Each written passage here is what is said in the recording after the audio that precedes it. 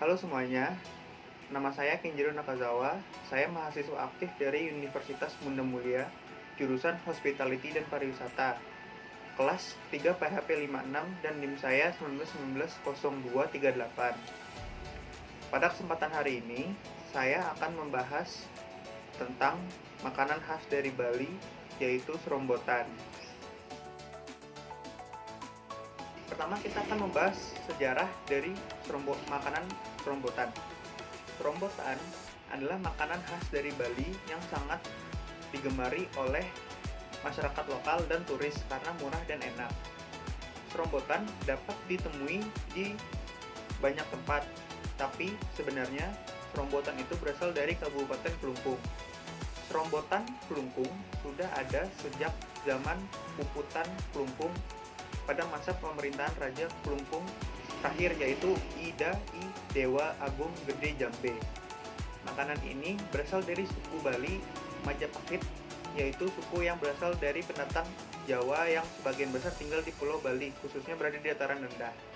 Masyarakat suku Bali ini berasal dari masyarakat Jawa pada Kerajaan Majapahit yang menganut agama Hindu. Mata pencaharian dari masyarakat suku ini ialah bercocok tanam atau petani. Serombotan berasal dari kata aduk-aduk. Maksudnya, semua bahan yang ada dalam sayuran serombotan dicampur hingga bumbunya meresap. Zaman dulu, petani memanfaatkan hasil panen yang ada saja, tidak ada standarisasi. Jadi pembuatan serombotan tergantung hasil panen apa yang ada. Bahkan ada yang bilang bahwa makanan ini hasil lokalisasi dari urap sayur.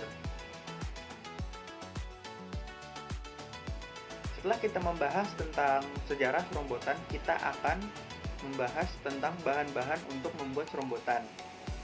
Bahan-bahan yang diperlukan adalah kangkung 2 ikat, bayam 2 ikat, buncis 100 gram, toge 150 gram, kacang panjang 2 ikat, kecipir 2 ikat, pare 100 gram, terung 100 gram, kacang tanah 550 gram, kacang gude 50 gram, kacang buncis 50 gram, kacang hijau 50 gram.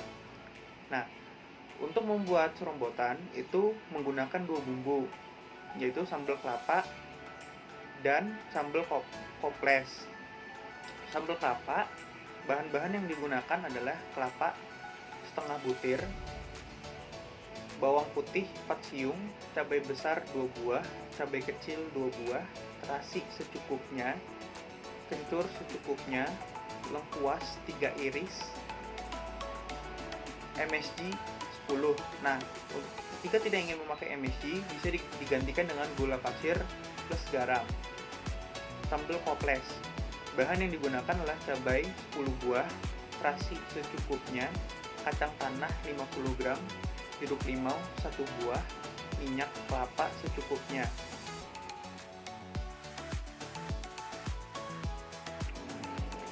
Setelah kita membahas tadi bahan-bahan apa saja yang diperlukan untuk membuat serombotan, kita akan membahas bagaimana membuatnya.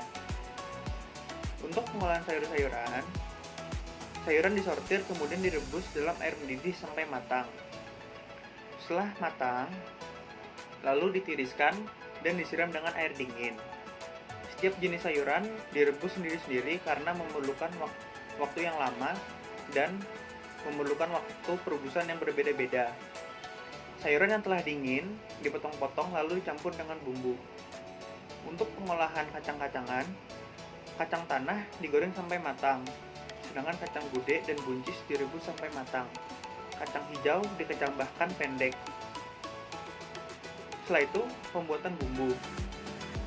Untuk pembuatan bumbu, sambal kelapa menggunakan daging kelapa yang diparut lalu disangrai. Bahan sambal kelapa lainnya digiling sampai halus. Selanjutnya, semua bahan sambal dicampur sehingga diperoleh sambal kelapa. Untuk sambal koples, terasi dipanggang dan kacang tanah digoreng. Semua bahan-bahan lainnya ditambah dengan terasi panggang dan kacang tanah goreng lalu digiling sampai halus.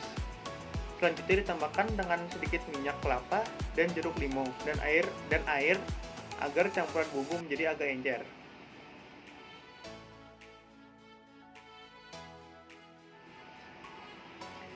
Nah, setelah kita membahas tadi bagaimana cara membuatnya, kira-kira serombotan ini dapat dibeli di mana? Serombotan sekarang ini sudah sangat populer dan bisa ditemukan di berbagai daerah di Bali karena banyak yang menggemarinya. Tapi, jika ingin merasakan serombotan dari asalnya, bisa ke Kota Kelungkung di Pasar Senggol sebelah timur kantor Bupati Kelungkung. Pasar Senggol ini dibuka mulai dari jam 3 sore hingga jam 10 malam. Jika tidak dapat membeli di Bali, serombotan dapat dibuat di rumah karena tidak terlalu ribet untuk membuatnya.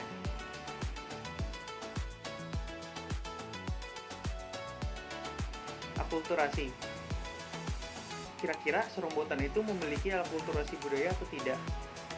Menurut saya, ada. Akulturasi pada makanan serombotan berpengaruh pada isi makanannya. Pada awalnya, seperti yang sudah dibahas dalam sejarah, serombotan itu tidak memiliki standarisasi dalam isinya. Isi serombotan itu random dan tidak menentu karena itu tergantung pada hasil panen yang ada. Tapi seiring berjalannya waktu dan banyaknya sayur mayur yang bisa didapatkan, menjadikan serombotan itu komposisinya seperti sekarang.